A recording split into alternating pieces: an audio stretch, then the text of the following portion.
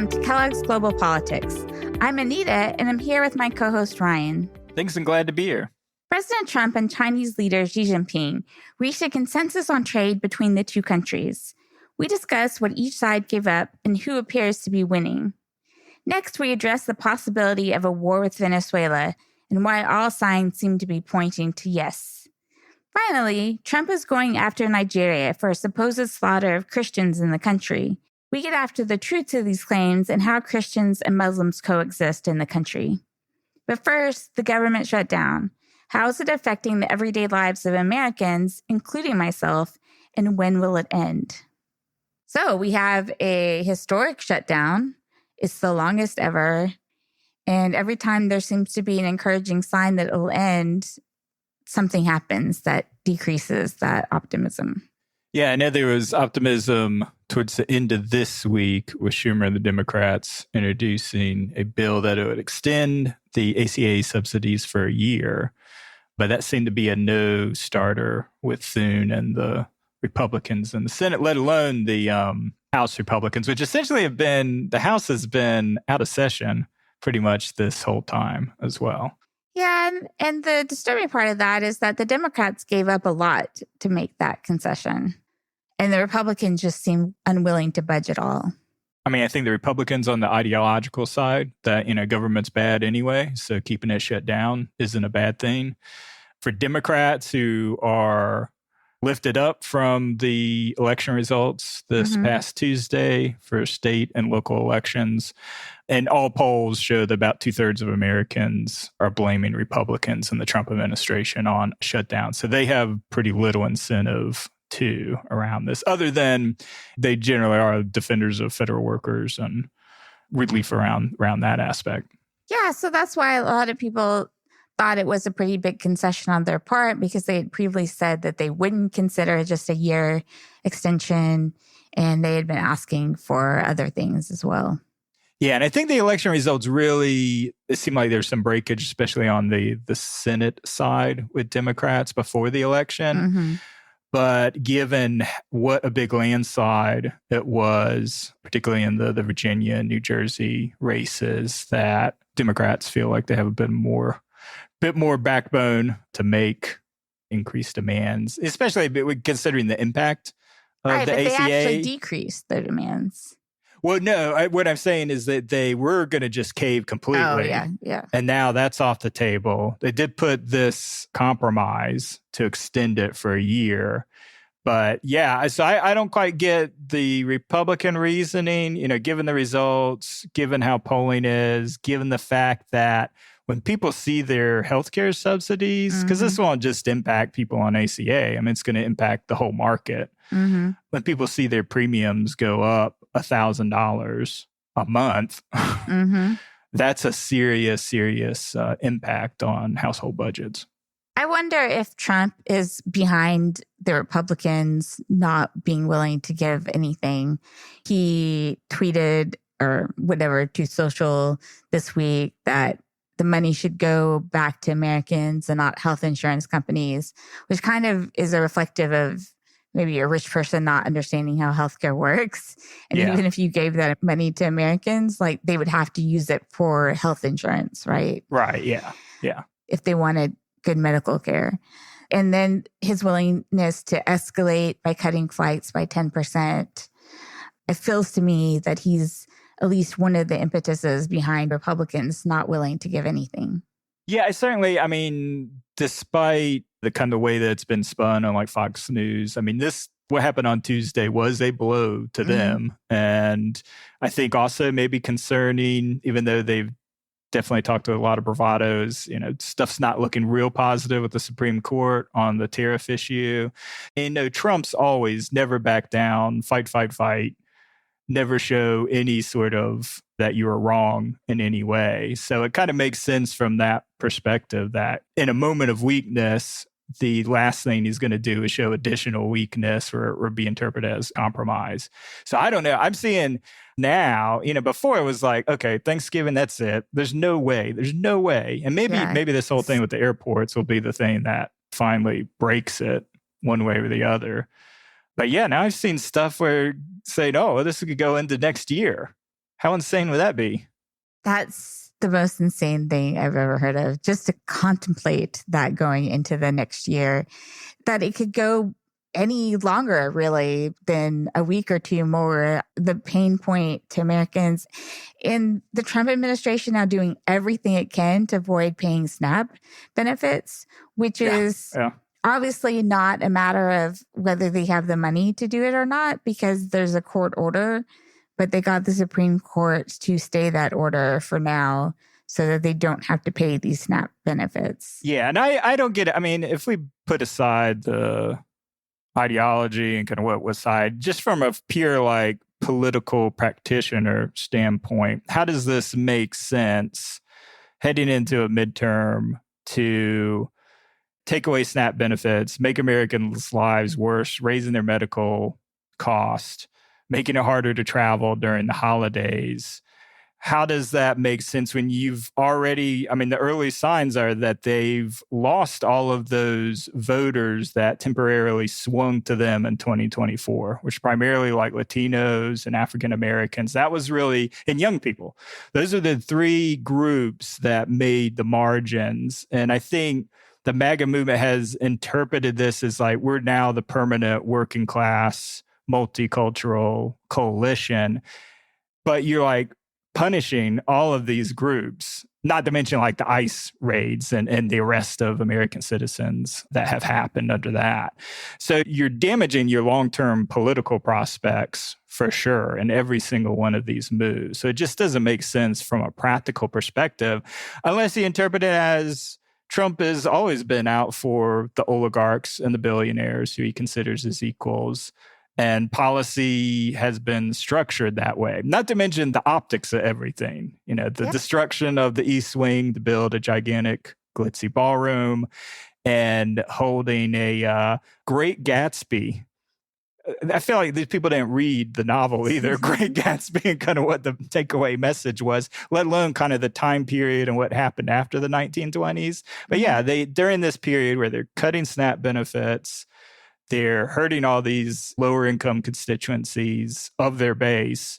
They're throwing a Great Gatsby party and kind of celebrating crypto and AI and just everything that's made up of these new oligarchs. Yeah. I think you're absolutely right that it's hard to justify from an ideological or from where your voters have been, but it's very in keeping with Trump's mindset. Yeah, I think has stayed true to that because that's what he represents. And that's kind of the core, the whole working class thing, the Republicans being the working class party never made a ton of sense to me just because that goes against.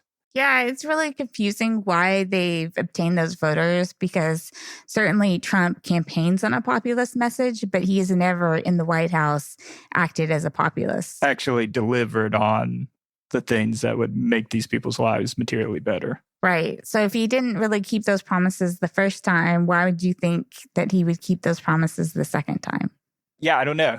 He was going to make eggs. And, you know, I will say there are certain, and they're pointing this out. They're pointing out like the handful of items that are like cheaper in the grocery store, even though what's been real interesting is seeing even hardcore MAGA people like Marjorie Taylor Greene, who seems to be positioning herself for a presidential run in 2028, has all of a sudden switched to being much more moderate and sensible in her communication. And she came out and said, yeah, people are angry because food and energy prices are just as high going to the grocery store. Yeah, I bought eggs recently and was able to get them for under $2. That doesn't, but eggs are very volatile and they swing up and down. And 6 months before the 2024 election, they were $1.50. So it's a silly metric to grab on. But fundamental things, but overall, like meat, increasing trends of inflation.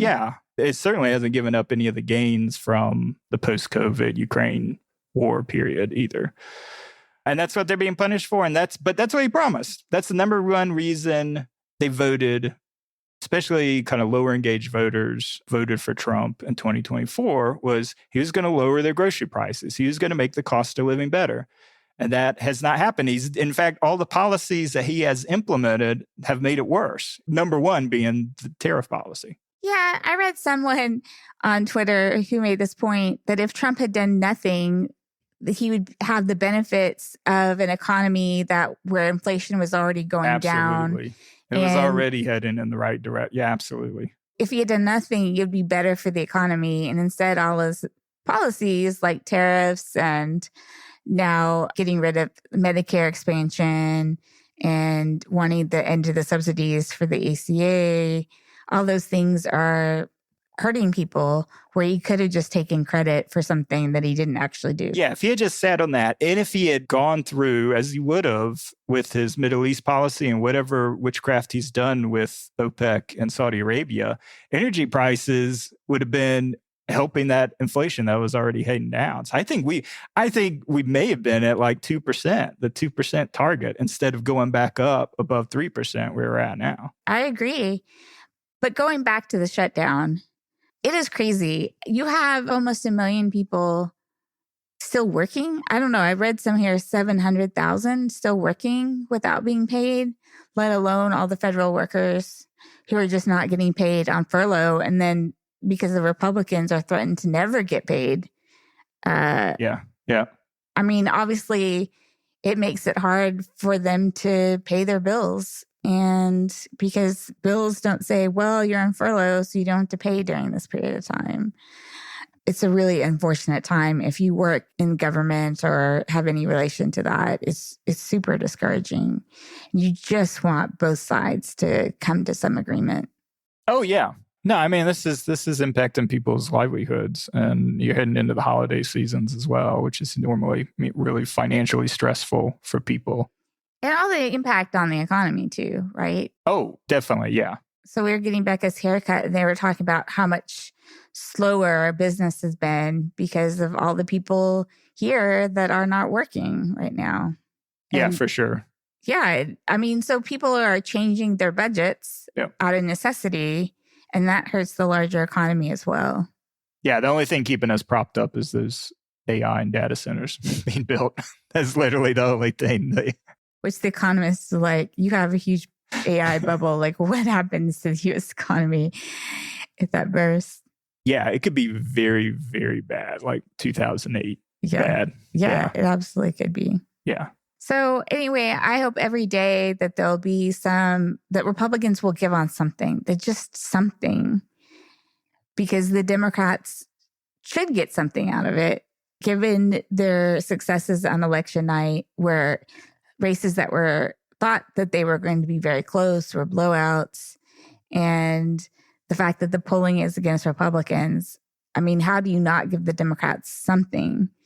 But I really, really hope to an end sometime soon.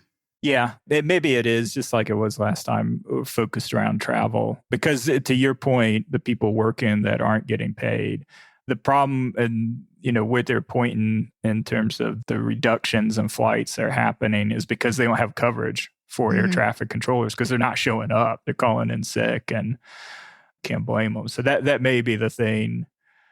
That's why reading stuff where it's like, oh, this is going to go in next year. I'm like, you had 2 gigantic travel periods that seem like that will cause enough of a crisis that somebody's breaking in that period of time. Who do you think will break? I don't think anybody has a good handle on the House side. I could see Republicans breaking just because enough of them have been interested and they recognize the political astuteness of not being on the wrong side of the ACA subsidies heading into the midterms. But the House side, I don't know. That's a wild card place. So that's fine. Senate could do what it wants, and Senate may pass something, but the House, I don't know. Yeah, God, I just hope it's soon. I've been disappointed this week because I really thought this week they were going to come to an agreement. Yeah. I mean, I think the one thing is Trump would have to break too on this. Yeah, that's what I was saying. Because if Trump puts the pressure on the House, it'll cave for sure. Trump has omnipotent power over his party. Which is why I think Trump is part of the reason why Republicans haven't given anything up. Yeah, he has to feel a pressure, which who knows on that? I don't know. So anyway, here's hoping that it resolves sooner rather than later and that it does not go into the holiday season. So moving to our first real story, there was a big meeting between Trump and Xi in South Korea on October 30th. And Both sides announced that they had come to a consensus on trade. Sometimes people call it an agreement. It's more generalized. There's no finalized agreement yet, but both sides did commit to certain things. And sorry if this is a bit of an info dump, but I just wanted people who might not have paid close attention to know what was agreed to. On the U.S. part, the U.S. will have the 20% tariff on Chinese goods related to the supplies of fentanyl. So that reduction of 10% would cut the overall rate from 57% to 47%. The U.S. agreed to a 1-year pause on an expanded Commerce Department blacklist of companies that were prohibited for buying U.S. technology goods, including semiconductor manufacturing equipment. And basically, these expanded blacklists would have automatically included firms more than 50% owned by companies already on the list, and would have had the biggest impact on Chinese companies, banning U.S. exports to 2,000 more Chinese firms. So basically, this is to close a loophole that these companies on the blacklist would use their subsidiaries to get around these sort of controls. Mm-hmm.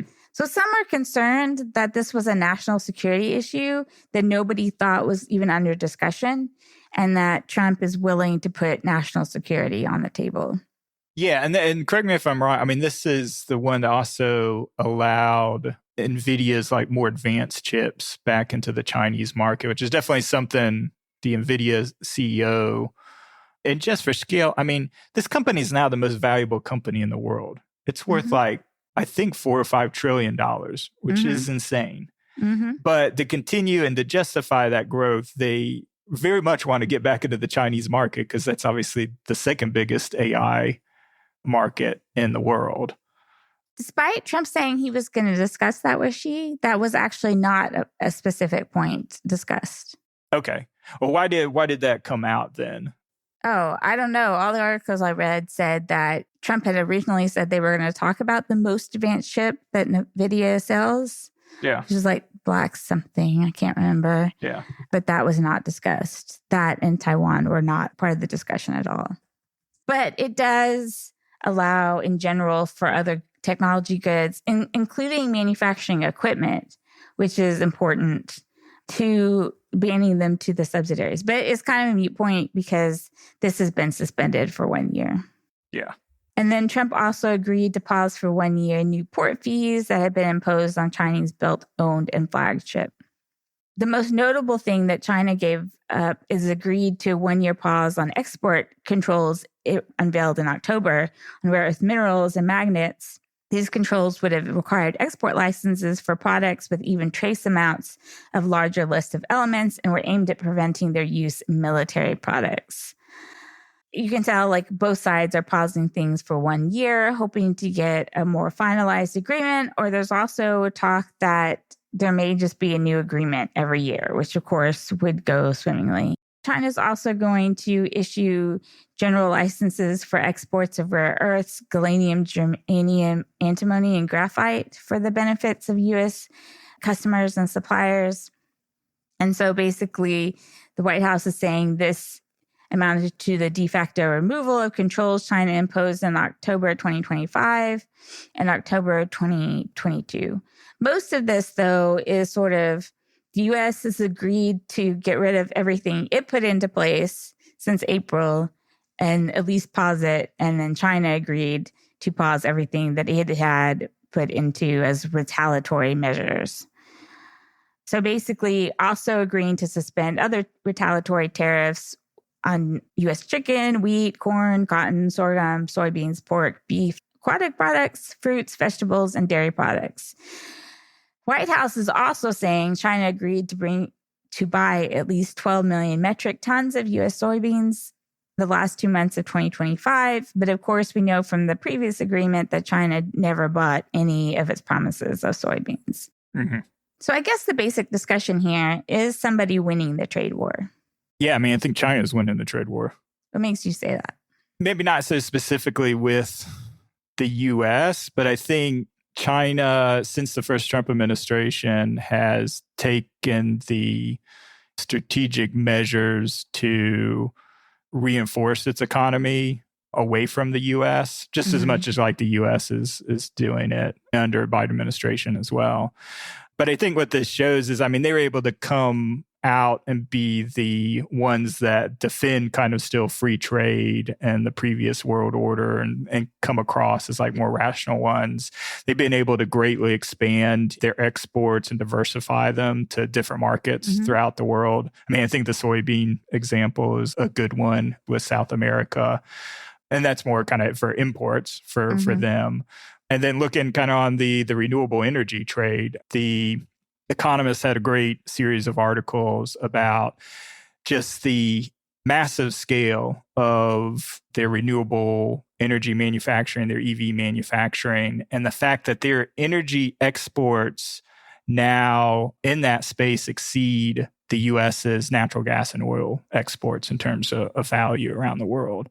So I feel like China, and maybe this goes back to the first Trump administration and the signals it sent, but it's definitely winning in that respect, in that it's diversified its economy enough that because the Trump administration thought during the first term that had leverage over China, like more leverage than China has over the U.S., that case is reversed now, where China's in the strongest position, especially when U.S. has taken such a unsurgical approach to how it's targeting these tariff regimes. Yeah. I mean, a couple of things that stick out to me is that it's a little surprising to me that chips weren't discussed more directly, because I've always argued one of the reasons why China hasn't weaponized rare earth minerals is because that it relies on the chips that the rare earth minerals go into. So it doesn't want to cut off that supply to the people making the semiconductor chips. So it made sense to me, if you're going to restrict semiconductor chips anyway to China, then you might as well weaponize the rare earth minerals. So that they agreed to that 1-year suspension, even without an agreement to reallow those chips being sent to China, is kind of interesting to me. Yeah, and going back to that previous on NVIDIA, so I did look up, I think a lot of it was maybe driven by the tone coming out of the talks, that the market essentially interpreted that as bullish, that eventually a compromise would be reached. And you have a split within the Trump administration, some that are more towards, oh yeah, we can sell these chips to China, versus the hawks, which do make up a huge part of the Republican constituency. But that kind of collapsed on Friday when the CEO, Jensen Huang of NVIDIA, said that there were no plans to sell its chips in the development of AI to China due to the restrictions imposed by both Beijing and Washington, which caused like a 5% drop in shares that day. So there was speculation in the market, but it was all, I mean, to your point, they hadn't actually talked about it. Yeah. And I mean, there's still not a finalized agreement, right? So I guess you could say that people were optimistic that there was still room for that in a finalized agreement. It's really important, I think, this distinction between these so-called commitments in the final deal. And it's, to some extent, how much do you believe it until there is a final deal? I mean, I know the market does. They were very happy about this. Right. But there's still a ways to go to get a final deal. The other thing that sticks out to me really is something, like I said, that people didn't think that would be part of the negotiations. And that is this blacklist, expanding it to 50% owned subsidiaries. And I read that some companies are pretty happy about this, because commerce in general, because the 50% rule would have been tens of thousands of companies. So I read expanding the list from about 8,000 to 20,000, and that would have severely impeded business. So there may have been some feedback from the U.S. side saying they don't want this. But on the other hand, something that I'm sure the Hawks wanted and put in, got their way to have this national security discussion, that this came up, and something that Trump gave away, I think, is significant. Right. Yeah. That's an interesting point. So it's not clear to me, based on the deal, who would be winning the trade war. But I agree with the sentiment that exports are up in China, that they are finding ways to be less dependent on the United States. And this is decreasing the leverage of the U.S. So I agree with your points there. The agreement itself, I don't know. You can say either side is winning. It's basically going back. I mean, it's de-escalating the things that Trump started to put in place in April. Right. But I mean, if we go back and look to this time last year and what tariffs existed, I mean, Basically, what's it's the the same. average now on Chinese exports? Was going down from 57% to 47%. 47%. Yeah. Which is insane. I remember at the time the scenarios were 30% was the high for China specifically. Well, it was already like 25% or something. Yeah, but it was across all goods. It was very kind of, or was it? I'm not sure. I guess I'd have to look that up. You know, now that I think about it, yeah, maybe there was 25% across all was put in from the first Trump administration. Yeah. The Biden kept it in place. And then, so you're still dealing with it's considerably above 30. And that's true. Definitely, so the tariffs are still higher on China, but otherwise, basically, you're in the same situation as you were before. Right.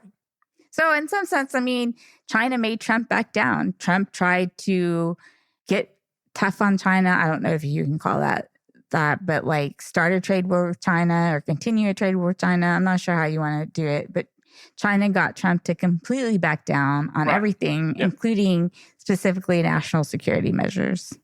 So I think you have to look in terms, people make a lot of the weaponization of rare earth minerals, but I think it's important that it was a response to escalatory measures in the United States, and they were willing to get rid of it for the U.S. to get rid of some of the things that they put into place since April.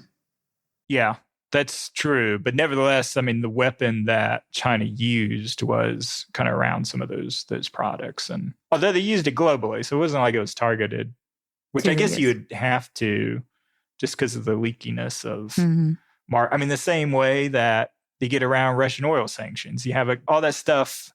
It's not Russia's shipping these tankers directly to China. It's these tankers get shipped to Malaysia. And then that they get, I mean, they're all kind of tracked. But yeah, they go through a third party. And similar with rare earth products as well. I mean, they can get around. Yeah. So I just think it's interesting that China hasn't used weaponization to get other concessions, but more just the concessions on things that were already being increased on it. Right. All right. So moving to our next topic that is of concern to me, I think, and I know to you as well, that there might be a war with Venezuela in the works. Yeah, so this has definitely moved in a direction more towards war. I think when we talked about it in September, I knew you were real skeptical on just the justification and how it seemed a little fanciful even for MAGA, America First.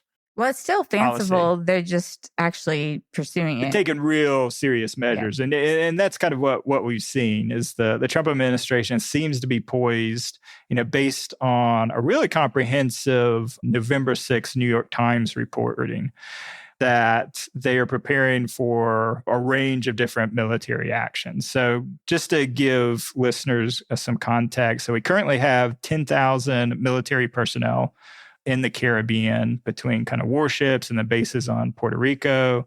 B-52 and B-1 bombers from Louisiana and Texas have been regularly flying sorties off of the Venezuelan coast.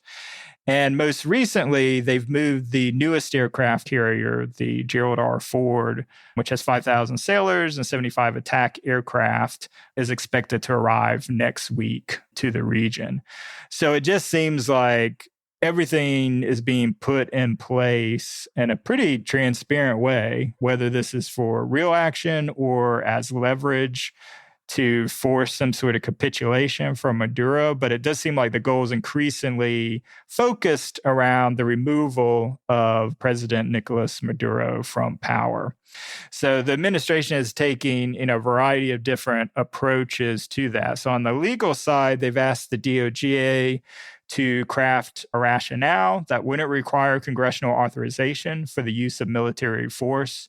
This is likely to focus on Maduro and his security officials being framed as central figures to the Cartel de los Soles, and thus designated as narco-terrorist. So this was actually, and all of this rests on, and I didn't know about this, so it rests on an indictment during the first Trump administration from the Southern District of New York, where Maduro and I think a group of 13 others fairly high up within the regime for drug trafficking in 2020. Rubio, who's really seen as the architect of this potential operation, is called the drug gangs, the Al-Qaeda of the Western Hemisphere, again, trying to link it to terrorism. And to your point and kind of what we talked about, there's 1976 law that prevents the assassination of national leaders. Mm-hmm. What they're saying is, well, he's not and we talked about this last time, he's not really their leader because he rigged the 2024 presidential election by banning the opposition leader who recently won the Nobel Prize. But my problem with that argument is how legitimately is Putin the leader of Russia? Also not, but also has 5,000 nuclear weapons. But no one says Putin is not the leader of Russia because he rigs elections. 5,000 nuclear weapons. But I mean, you could say that about any authoritarian leader. They're not the legitimate elected leader, but they're still the leaders of their country.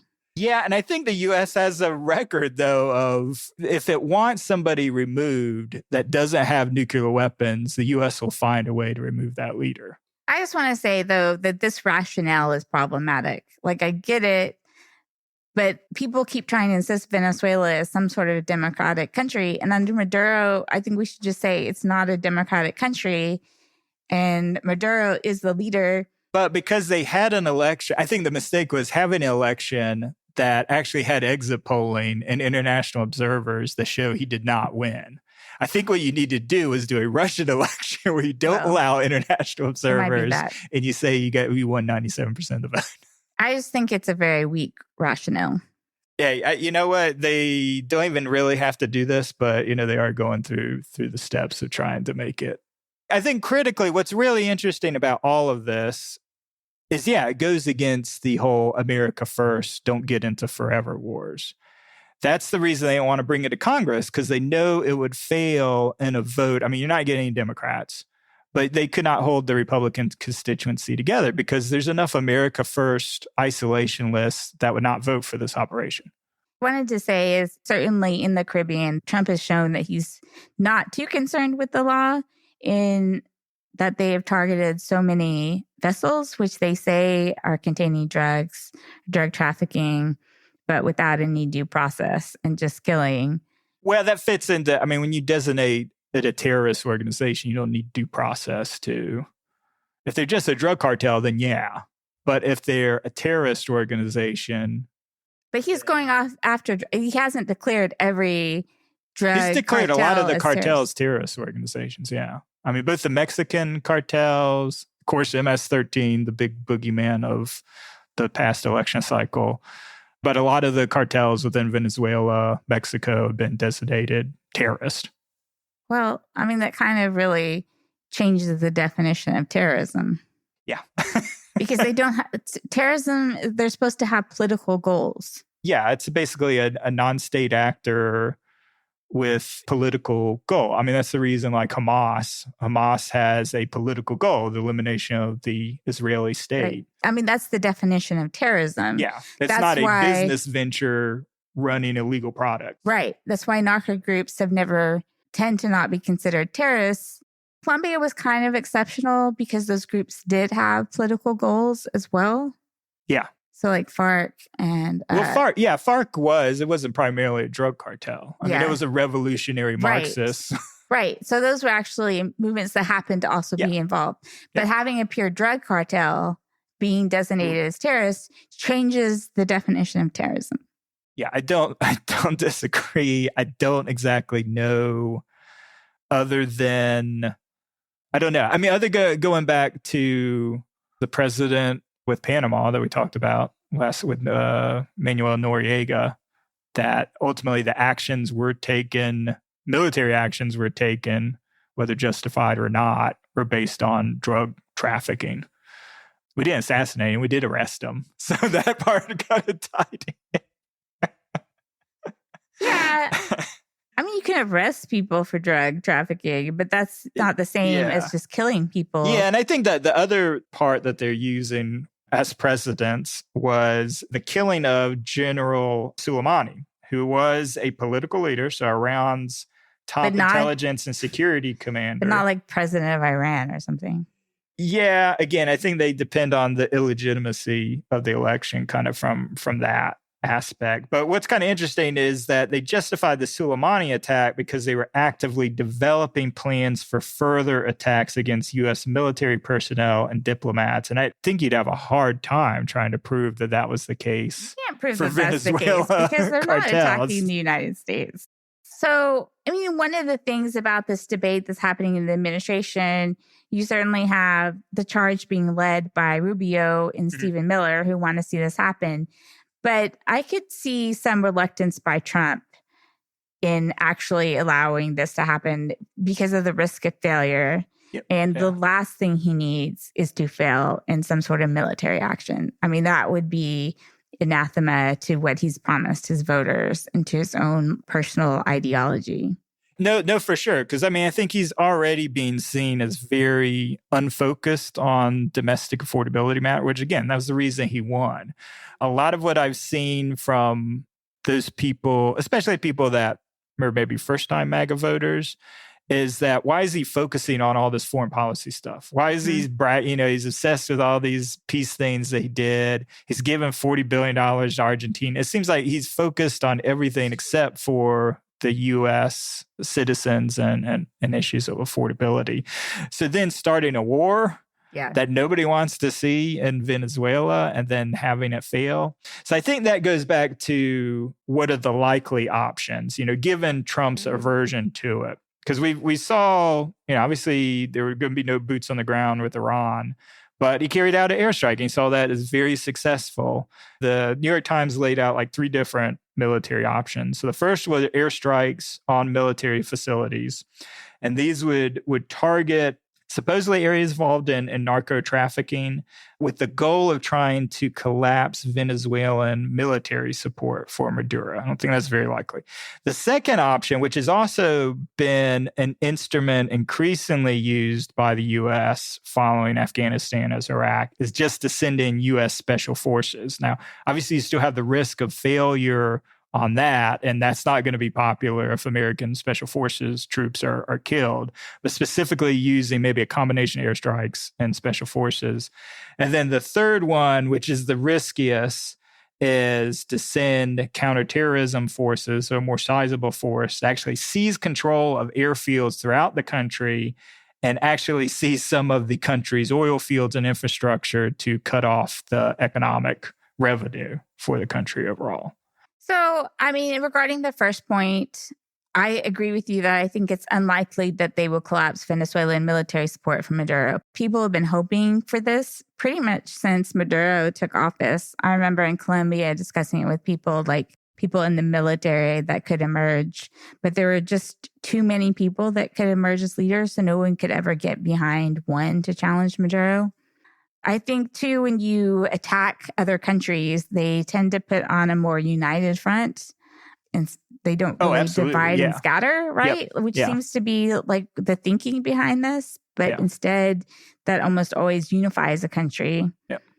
To capture or kill Maduro, I mean, I think they have to do something about this 76 law because otherwise they're violating U.S. law. No, they've already said he's an illegitimate leader and is the head of a terrorist organization. So that's no different than calling him bin Laden. You can do whatever you want with him. Bin Laden, again, was not the leader of a country. He's the illegitimate leader. The legitimate leader is the Nobel Prize winner, or actually her proxy, because she was not able to run, ultimately.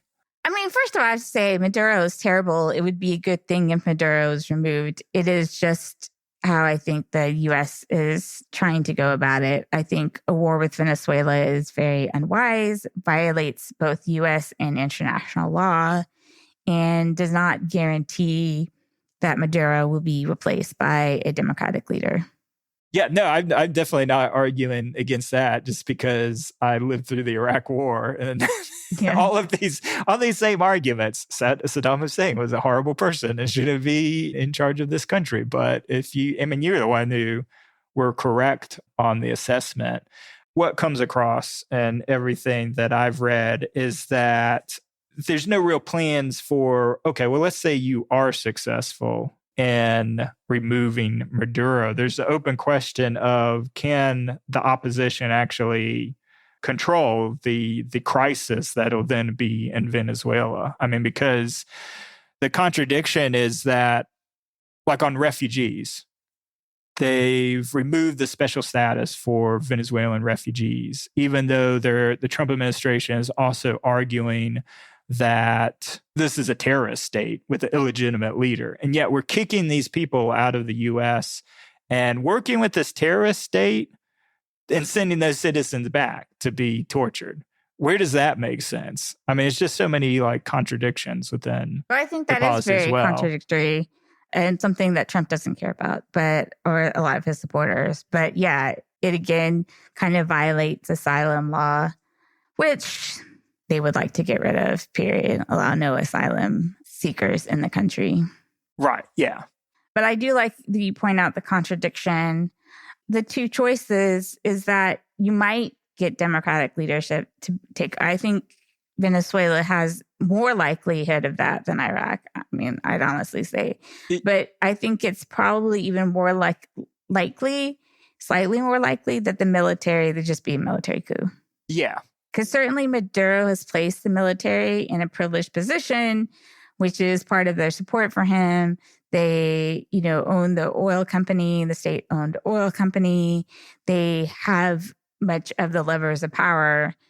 It would be not that unthinkable that they would have essentially a military coup and just take over.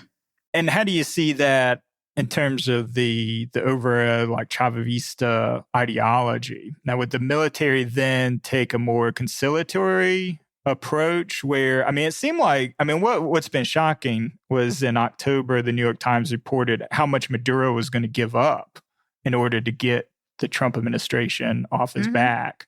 The fact that they were going to give up essentially 100% of all future concessions around oil and gold mining to U.S. corporations in exchange for being left alone. So it seems like if the military does take over, it's going to be a pro-U.S. And from Trump's perspective, because they are very much focused on the resources, and on the oil side, I mean, especially on offshore, I mean, there are considerable resources of which U.S. companies, unlike everything around rare earths, there's an actual interest and investment thesis because both Exxon and Chevron are kind of busy in offshore French Guiana, as we talked about, and Venezuela. So it seems like the administration, if they got just a pro-dictatorship, pro-U.S. military dictatorship. After like their military actions, I disagree with you. I think maybe it's 50-50, but I think that's certainly no guarantee that Maduro speaks for the military itself and that the military is more likely to be pro-U.S. No, well, that's what I'm saying. Where you're saying the U.S. where the Venezuelan military, whoever took over from that, would try to continue the Chavista, socialist, anti-U.S. approach, or would it take on, we're going to give everything Maduro promised, plus we're going to be a lot more favorable foreign policy-wise. We're going to kick out, I mean, that's the other thing. They were promising to kick out investments from China, Russia, and Iran, too. Maduro was. Yeah, that's crazy. I just don't think Maduro speaks for the military. Right. So you do think they'll take on a more pro-U.S., whoever? No, I think they won't. Oh, they won't? Oh, okay. I see what you're saying. So you're saying everything he promised, the military wouldn't necessarily promise. Not if we attack them. I think this would happen through maybe limited attacks. Like if you saw a collapse. I think attacking a country unifies it. I think it will not lead to a pro-U.S. military coup. What about just the pressure itself of having a full U.S. aircraft carrier battle group and that amount of troops positioned? I mean, because obviously Maduro himself and his elite circle already feel very threatened if they made that level of concessions. Yeah, I think Maduro definitely feels threatened, but I think it's shouldn't conflate Maduro with the military. He's done things to make sure the military supports him, but that doesn't mean that he represents the military. Yeah. I think you could still make the bet that the U.S. is only willing to pursue very limited military activity and that you're not too concerned about a full invasion. No, I think that's true. I think full invasion's off the table. There's no way Trump. Well, why would the military then give in to all those concessions if they take over the country? So you think they're going to read it in a more rational way and think that we got rid of Maduro, who was kind of the central cause of the war, according to the U.S. That's like him and, 13 others within the circle that are narco-terrorists, the head of cartel. And that if you don't have that, then you can still have the existing anti-U.S. policy, knowing that the U.S. isn't going to be willing to do what it really takes to have regime change. Mm-hmm. Yeah, all right. I mean, I see your point there. I mean, I think it's 50-50. I'm not saying for sure that's it's how also the military... somebody in the military has to have the balls to take out Maduro and his Praetorian Guard. Well, I mean, that's unlikely. But if the U.S. somehow did through special forces... Which I get, it was CIA. I mean, Trump revealed that. That's been the other funny thing. It's like... Trump saying, "Oh yeah, there's CIA and operations," and which is what president's supposed to do, right? CIA appreciated them being outed like that. Surprised they didn't name people, but yeah. Here are the people who are in your country who are trying to have counter operations on you, so you know who to go after. He's meeting with your military leaders currently, and yeah. I think it's reasonable for them to read that the U.S. is not going to launch a full-on invasion. Yeah. So it's hard to predict, the ideology of military coups. I mean, it may not be specifically a Chavista sort of anti-American, but you don't see him being a right-wing, typically like in Argentina or just historically, who the U.S. has backed in terms of military-backed regimes. I just don't think necessarily they're going to be ready to embrace the United States after military action against it. Yeah. And you would put the chance of the opposition group, who did have, obviously the majority of electoral support. So they have the support of the people, but they don't, from what we know, they obviously don't have the legions. They don't have the support of anybody within the military. Yeah. So without that support, you don't see that as a potential pathway either. Oh, it's totally a potential pathway. But not a likely one. Less likely. I mean, I give it like a 30% chance. Yeah. But I think the military would be worried that they'll get rid of all the special privileges for the military. Yeah, but couldn't that be something that's negotiated? You're basically buying, probably the amount of money to buy these central goal groups off and giving them freedom from prosecution. But if you can have power, why would you give it up? I guess you'd have to believe that the U.S. would continue to pursue you and would come up with reasons because, somebody's taken over whatever. Presumably the government has some ties to the drug trade. I don't think the Southern District of New York made it up completely, even if it was in 2020. There's some ties there that whoever takes over that operation, whether it's that important to the economy or not, is then going to be a targeted individual by U.S. Special Forces. I mean, there's a point to that. I just see it hard to see the military just giving up the power that it has. Yeah. I don't know. But it's definitely, it's been interesting seeing how the Venezuelan opposition has been selling it to the U.S. constituents as well as essentially, quote, $1 trillion investment opportunity. Which, to say this too, people have not gotten their investment dollars back from Venezuela. China invested a huge amount of money into Venezuela and has seen no benefit. Yeah, I know. I'm like, you have Colombia next door, and that's never been the great. Is it the infrastructure in Venezuela so much better than Colombia? Because it was always the road system and the ports. I'm like, probably not. Definitely not after 25 years of Chavistism.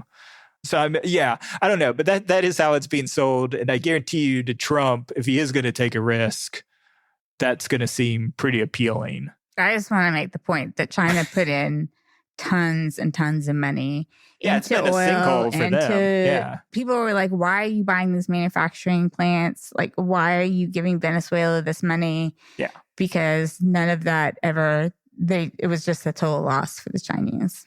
Yeah, because presumably, I mean, they must have had a lot of because it wasn't like with China and like Africa or in Southeast Asia where it's setting up and kind of running factories initially.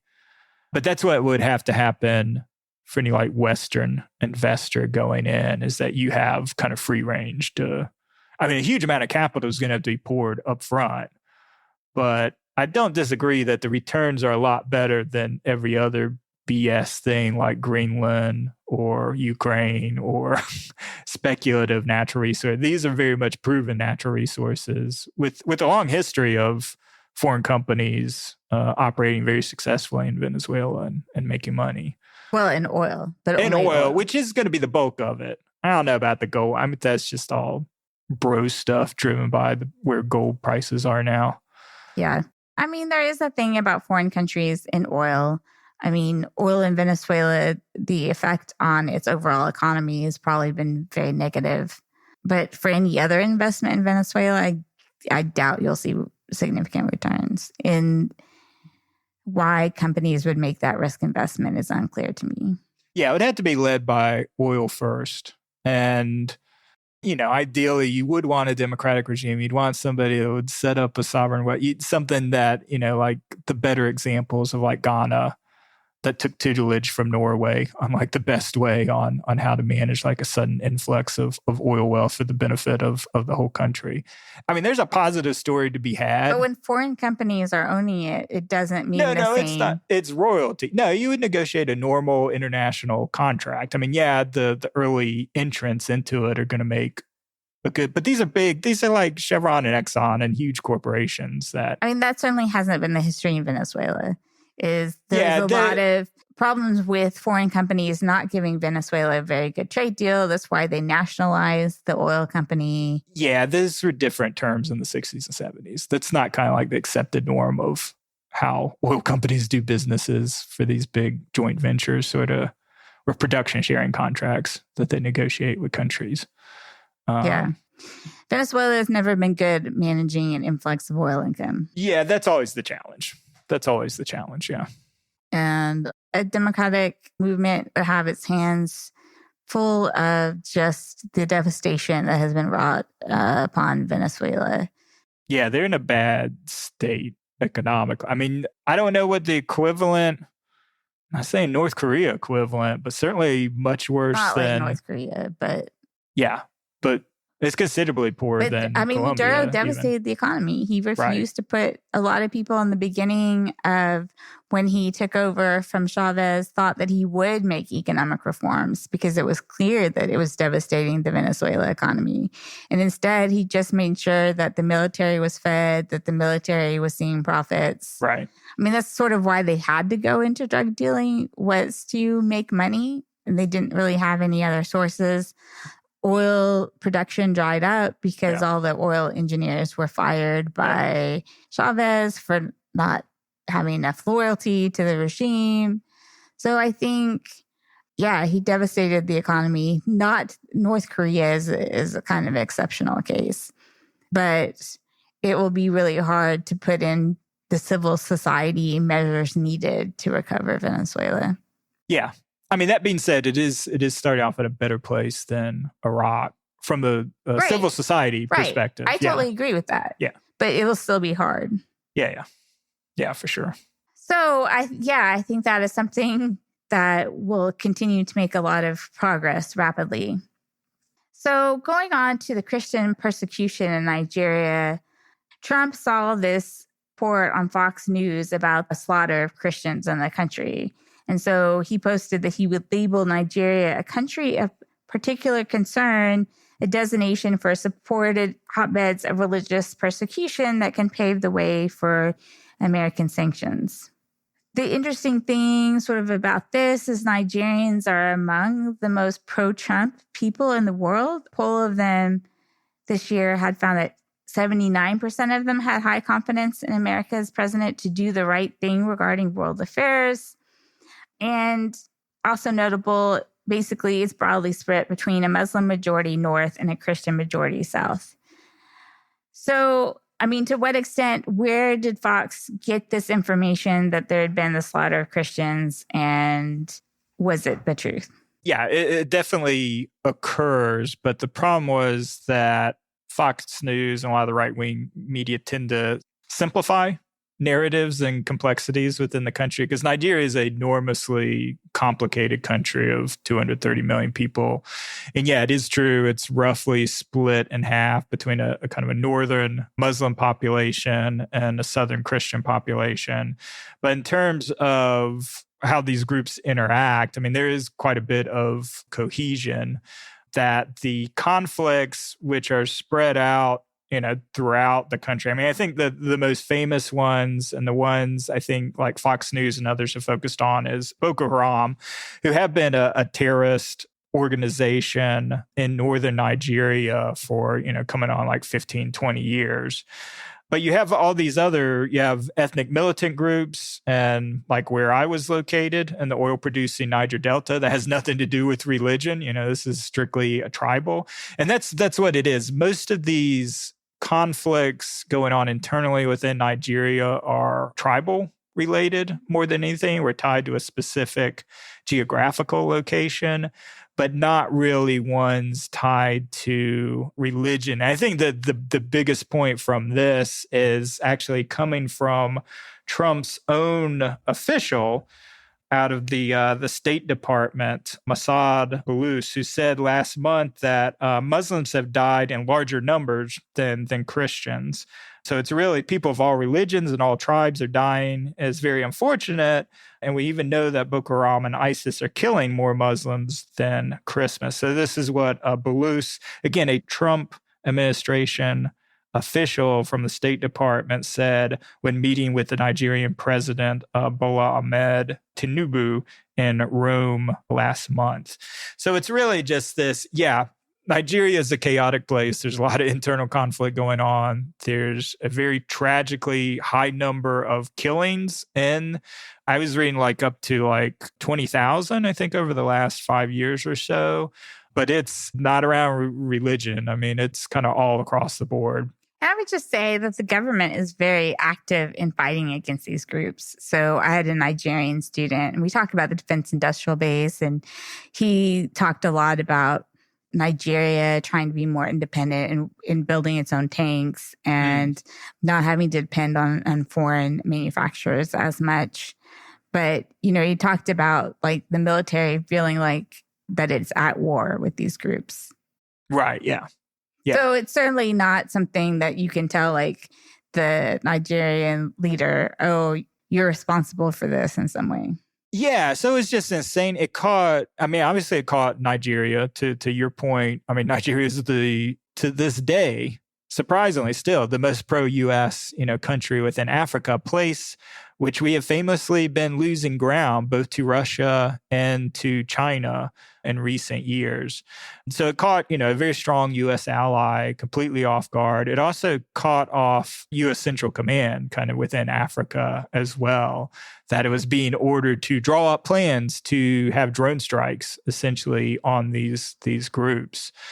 So, there's definitely, if it was framed more as what can we do more to help the Nigerian government to battle these groups, instead of that makes sense, instead of acting like violate their sovereignty.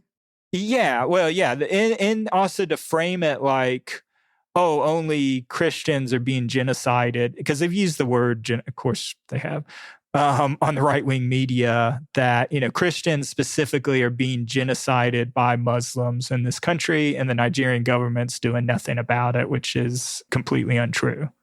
Yeah, I think that's how little this administration cares for sovereignty. Obviously, by that I mean if you have your own drone strikes on these groups, not in coordination with the government. Yeah, it goes back to, a complete violation of sovereignty. We're proposing in Mexico, for instance, too, which Right. does have a duly elected government, you could argue with Venezuela. If they do these strikes, you're completely violating their sovereignty.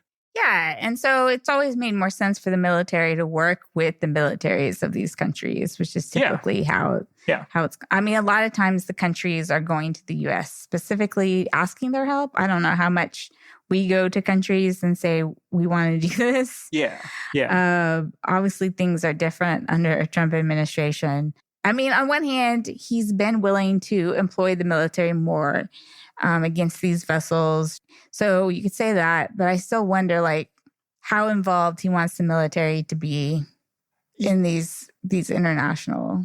I mean, I think he likes, because probably the height of his first term was the strike on Soleimani. So he likes the idea of these targeted airstrikes that show that you're being tough, you're targeting bad guys. It polls extremely well. It doesn't put at risk American lives. So he's looking for these opportunities. I mean, and he got it with the Iran bombing. You're able to look tough.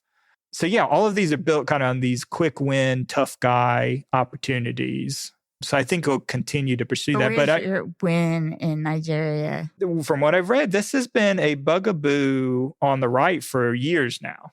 This idea that there's Christian, and of course the idea that Christians are being persecuted, obviously domestically, that's been a big message. Abroad, that's been a big message. They're very focused on kind of any time, because it definitely does occur. It's not like we're pretending it doesn't occur. I mean, in the Middle East, like in Syria, I mean, especially during this period, I mean, Christian groups were being actively targeted, but it's usually also everybody's being targeted. And it's not the specific reason, but because there are Christian populations in these countries getting killed, the right evangelicals pick up on this and point this of Christianity is under assault. We need, as defenders of Christianity, we need to go and defend fellow believers and do whatever it takes.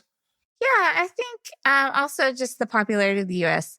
One thing that I've found in public opinion polls in Africa in general, that you have a lot of these countries who are very positive about both the U.S. and China. Mm-hmm. So it's not an either or sort of situation. Yeah. Typically, polling in Africa is very positive about the U.S. form of government, and then very positive about the Chinese economic development. On the other hand, Nigeria, I do think, has been a little more reluctant than other African countries in embracing China or have more tensions with China. Mm-hmm. So, I wanted to pivot to, and we're getting a little bit into this, kind of the larger backdrop of U.S. policy in Africa under the Trump administration. And what I thought was interesting, there was a report that came out in July from CSIS that a central focus is on pivoting kind of the fundamental relationship with Africa from one to what they call trade, not aid, as a model to reset Washington's relationship with the continent. And this is kind of being driven by, I mean, one, it's the justification on like USAID, getting rid of it, I guess ignoring all of the negative benefits and the loss of life that caused. But it's recognizing U.S. investments well behind China. And it's being framed as this largely, as we've talked about kind of in the telecom industry, because of the risk profile of U.S. investors is just different than what like China and its investors would bring. So the Trump administration believes that if you de-emphasize human rights, and I think more importantly, if you suspend investigations under the Foreign Corruption Practices Act, that is going to lower the risk profile enough that Africa becomes more appealing to U.S. investors as a place to grow. That being said, it seems like the U.S. domestic priorities have been undercutting every single aspect of this approach. So one is, obviously, with the whole tariff thing, you saw the end of the African Growth and Opportunity Act, which actually allowed duty-free access to U.S. markets for most African country, or from most African countries. On the visa side, you've seen full or partial travel ban on 10 African countries. And at least at the time of this article in July, there were 26 additional countries which were under consideration, which would be like 2/3 of the continent that couldn't travel to the U.S. And 54% of African students are denied student visas to attend U.S. universities. So this is the highest in the world. So this has been the exact opposite of like what China's done. One, they extended their zero duty trade to all African countries. They're blowing out in terms of like exports to Africa. Exports to Africa from China are 4 times more than the US, so 132 billion versus 32 billion. And I thought this was really interesting. So China's actually started a new student visa program that strongly encourages like 90,000 additional African students to study at Chinese universities. So kind of in direct contrast to the restrictions that we're putting in place. Yeah, I mean, I got that impression a lot at this international alumni conference that we had, that there was a lot of foreign students, especially from Africa, who were going for engineering programs, and they were all mostly military, being sent to China for a couple of years for schooling. Yeah, which to me is really reminiscent of the Cold War days, because that's the exact sort of policy the USSR had for Africans. That to this day, like why was Russia able to make inroads into so many different African countries? Well, because they established these long-term cultural relationships that began with the education of elites from Africa at Soviet universities. So it seems like China is kind of recreating that model to some extent. And they might do it successfully. Because, I mean, you have all these people who may prefer to go to the U.S., but if they don't have access to the U.S., they'll go to China. Yeah. I mean, they're giving out scholarships because it's not, like affordability issue either. I mean, they're actively recruiting and welcoming. And the students or alumni that we were hosting and engaging with, I mean, these are obviously countries that we're trying to have military ties to. And so I just found it so interesting how many of them talked about being in China for a couple of years, their countries building these ties with the Chinese military and educational institutions. Yeah. Like this is happening at the same time. Yeah. No, that's crazy. So, I mean, kind of what are your thoughts on kind of the overall direction of U.S. policy in Africa, which we talked about under Biden? It wasn't like it was always a little bit directionless in terms of the approach, and definitely in trying to meet the challenge that China poses within the continent to our strategic interests. But do you think this idea of like, we're going to treat on paper, we're going to say, we're going to treat you as equals and we're not going to focus on these human rights things and corruption stuff, and we're going to encourage more U.S. investment? So I think the thing is you can de-emphasize corruption and human rights, but that doesn't mean companies themselves are going to have a risk profile that's more beneficial to Africa, right? If there's a lot of corruption, if there's a lot of infrastructure problems, and we're not willing to build infrastructure projects, then it's hard to see that the problem is the incentives for Americans doing business in Africa are still not there. This policy doesn't change it. Yeah, no, that was kind of my thought as well. I don't know if this is some weird cynical where it's like, yeah, it's only because U.S. companies can't go in with a big briefcase of cash. That's the only reason like private equity in U.S. capital is not being attracted to Africa. Not the fact that there's a huge amount of risk because of security, infrastructure, labor force, all of these things that for the Chinese to mitigate, they just bring in their excess labor population, excess capital, build the infrastructure, build the factories, run the factories initially until they can, localize, which they don't do a great job of, but they do attempt it, train and localize the African labor market.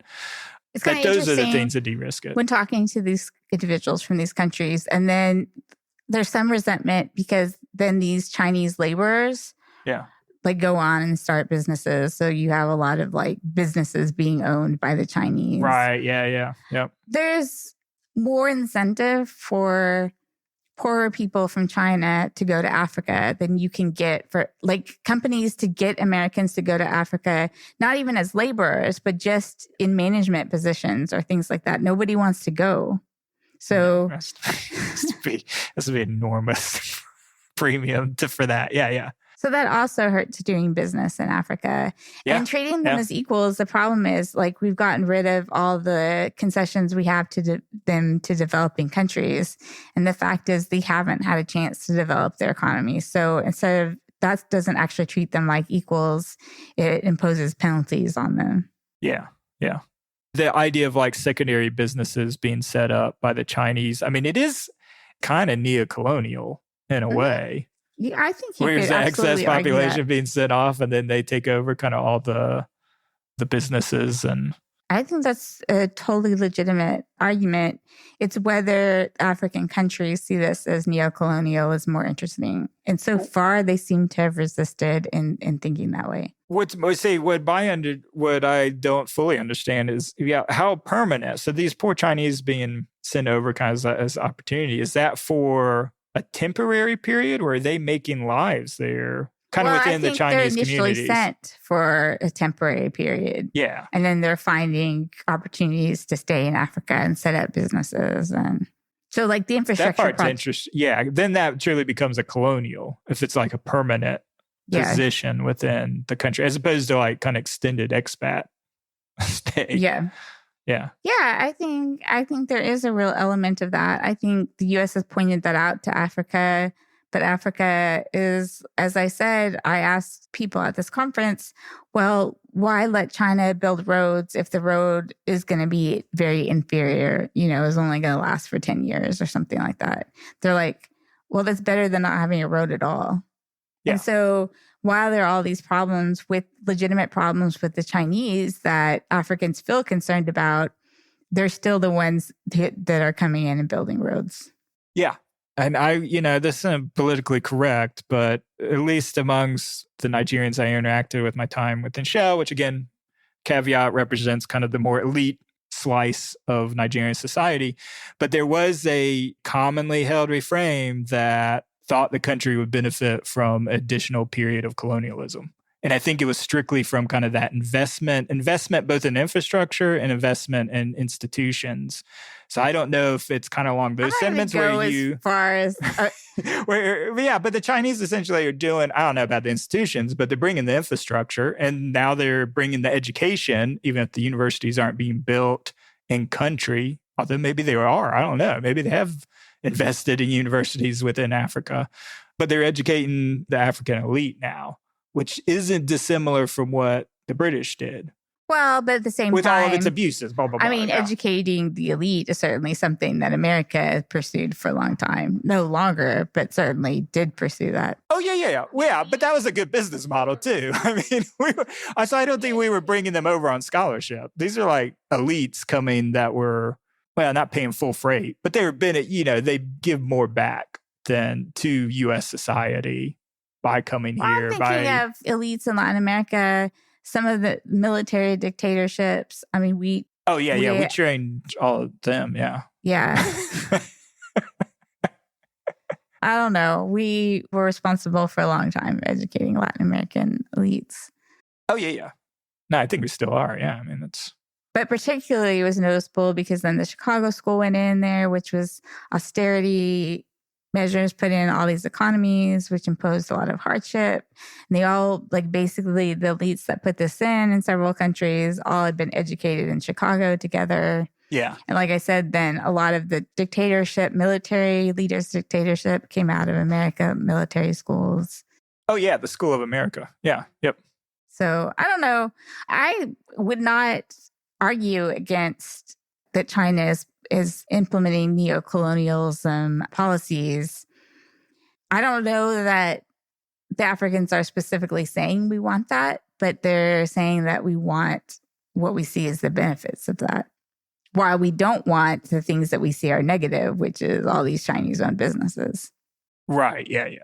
I mean, they don't like that part. No, they don't like that part at all. And then to my earlier point, because the idea is that you bring in, if it is like an expat operation, you have a period, you get an industry up and running 5-10 years. But during that time, you have less and less expats over time. You're training the local workforce that eventually you have no presence of Chinese. But that certainly it's entirely hasn't been locally true, run. But it is just the economics of it too.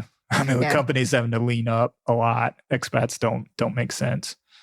Yeah. So, I mean, I think those are good points. I think China plays very hard that even though their actions may be neo-colonial, they'll be like, but it was the West who actually colonized you. And so we represent, they make a case very strong that we represent the developed world in countries that have been colonized as we experience that Which too. Again fits into that's the exact same message the Soviets came in with as well. Is that, the Western imperialist powers have oppressed you, and we're here representing the proletariat and the working people united with the racist, against the racist West and blah, blah, blah. Yeah. So it's going well, is what you're saying for U.S. Yeah, of course. Our policies in Africa are great. I mean, we got rid of all our aid programs. We've pretty much gotten rid of what presence we did have in Africa. So I guess we're going to bomb Nigeria. That's what. Oh gosh, I hope not. Well, I think that brings us to the end of this episode of Kellogg's Global Politics. You can visit our website at www.kellogg's-global-politics and follow us on X at Global Kellogg or me at AR Kellogg. You can also reach us by email. So Anita at kelloggsglobalpolitics.com and myself, Ryan, at kelloggsglobalpolitics.com. As always, please see the show notes for all the articles we discussed in this episode. Thanks, everyone. Thanks. Bye. Bye.